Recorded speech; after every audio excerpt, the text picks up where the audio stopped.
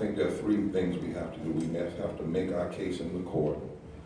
We have to make sure we mobilize our people. And we have to make sure we challenge the manipulation of the media. I come here today after 3 years of battling, after the state spending $6 million of our tax money to suppress our vote. We won the North Carolina NAACP versus McCorry via all of the Supreme Court. And even after some people told us it was not to fight, that we couldn't win, we might as well accept it. And it was not a photo ID bill. It was a bill that was testing, I play a lawyer on TV, but was testing the concept of retrogression, of whether or not after Shelby could you retrogress, could you take away provisions in the law that opened up opportunities for minority, like same-day registration and early voting and out-of-precinct voting and registering early 16 and 17-year-olds. We battled and we won all the way to the Supreme Court, led by Pender Hare and Irvin Joyner. But we also have just won the redistricting case, the most race-based redistricting case since the 19th century. The courts have just said that our legislature engaged in, and in both instances, they did not say it was mere disparate treatment that the legislatures were not aware of. They said it was surgical racism. It was, that's the highest right to meet in the law. It was surgical. And this is critical for us going forward. So we can't be afraid to make our case in the courts. We can't accept it, even when they take away, which we know that if Section 5 was in place, none of what they did in North Carolina would have been possible, or in the other 20 states where this is going on. Now, the second thing is we must make sure we mobilize our people. So what we're doing on the ground is we're organizing 1,300 faith centers, Jews, Christians, and Muslims, to engage in voter registration and voter mobilization, 4,000 volunteers to be at the polls throughout early voting and the election, 40,000 faithful voters where we actually have cards. We're not just saying it, they're cards of people who say, I will vote and I will get 10 people to vote, because we know these elections can turn by less than 1 percentage point. Senator Tillis, who led the voter suppression, who's now U.S. Senator, won by 37,000 votes, less than 51% of the vote, but we know 75,000 votes that were suppressed. That's how serious it is. We also recognize that you have to mobilize at these boards of elections, because even after we won, our state Republican Party sent a memo out telling the local board of elections to pass voting rules that reflected the Republican values and not constitutional values. So right now, as I go back, we're considering whether we're going back into court next week. We may or may not, I'm not sure, because in places that never had Sunday voting, they're disallowing it, even though we have Sunday voting back in place. So it's a constant fight. Nationally, I've been running the Revival Time for a Moral Revolution of Values with Dr. Forbes and Sister Simone Campbell and Tracy Blackman. We're visiting 25 states. We have now 3,000 clergy that have signed on to a moral declaration of issues, a moral declaration to mobilize the vote, and a moral declaration to preach and teach social justice in their pulpits from now through the election and beyond. So, and in North Carolina, we're also on top of that are doing 16 moral marches to the poll events to mobilize voters. So 16. So one thing that I say to folks, if you're tired and if you're scared, get some Geritol and get you some courage, because this ain't no time to just think you can send out a tweet and that's all it's going to take. Or get up and make an announcement in the church.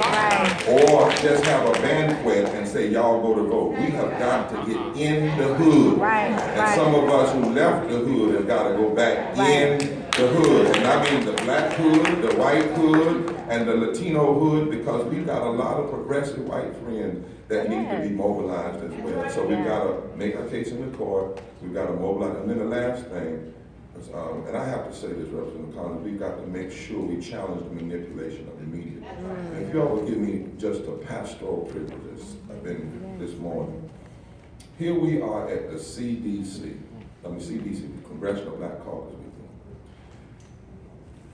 The most important gathering of conscience.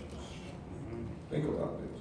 The most important policy conference, one of the most for black, brown, Native Americans, and poor white people, poor working and working white people. And we are seeing a sinister manipulation of the media and the American public. Today, here we are talking about one of the foundations of this country, voting. And where are the cameras? We need to think about that, because that's impacting the protection of the vote. The cameras and the news are being drawn to a candidate who, along with his party, have supported the most racially disparate policies over the last 58 years, since the death of Dr. King and over the last 50-some years, and the Southern Strategy. And the discussion, right, with all of us in town, the discussion is whether or not Trump will apologize over birthism, which we all know was racist. All of the other policies that impact black, brown, Native American, poor, and working white people. We're talking about that. Now think about this real quickly, Madam Moderator. This guy started his campaign, started talking about undoing the 14th Amendment. His party has blocked every piece of progressive legislation Obama has sought to pass. His party led us into the Great Recession, where black people lost more wealth than any time in their history other than slavery.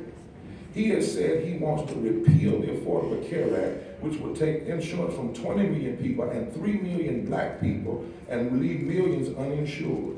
He's against raising the minimum wage, even though 54% of African Americans live with less than a living wage. He's for private money going to private schools, which will take your tax dollars and give it to private schools that can deny your children and grandchildren from coming. He told us what kind of Supreme Court he would bring in. And the president he would have the opportunity probably to appoint for. He talks about war like a joke, when we know that when this country goes to war, the rich people started and the black, brown, and poor white people fight it. He has castigated the legitimate discontent of Black Lives Matter and the call for criminal justice reform and turned it into a fight against the police. He wants to deregulate energy companies that pollute black, brown, and poor white communities. He is attempting to pit the black and brown community against each other. He has run a campaign we haven't seen since George Wallace. And on voting rights, he's against the court rulings. He has said that what the courts is going to do is create more fraud.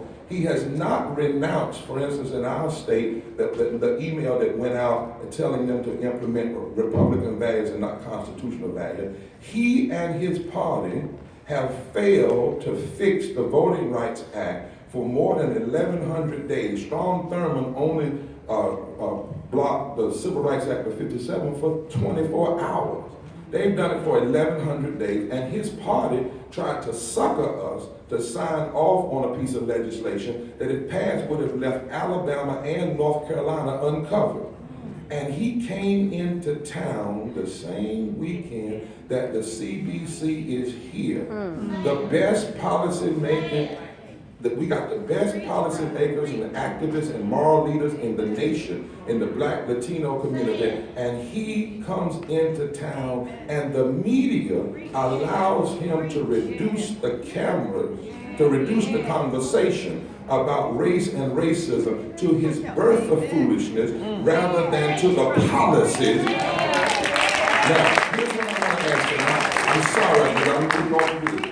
Could it be that Trump is shrewd?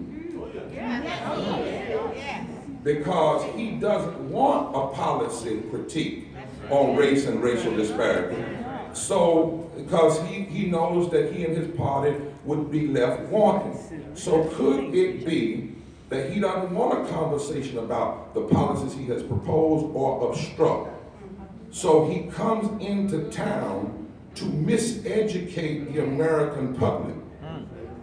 And if not careful, the media will be an accessory to the crime. Now, I want to suggest something. I'm Pentecostal. You can tell G.K. Barber in my service.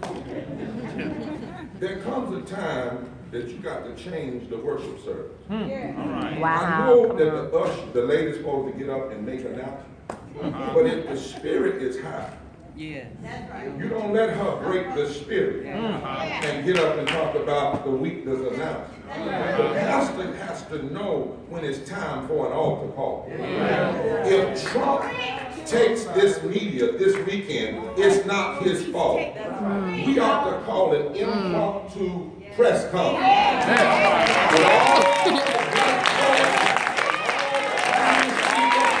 Come on now. What the schedule says. I'm talking about what the season says. We gotta read the signs of the time.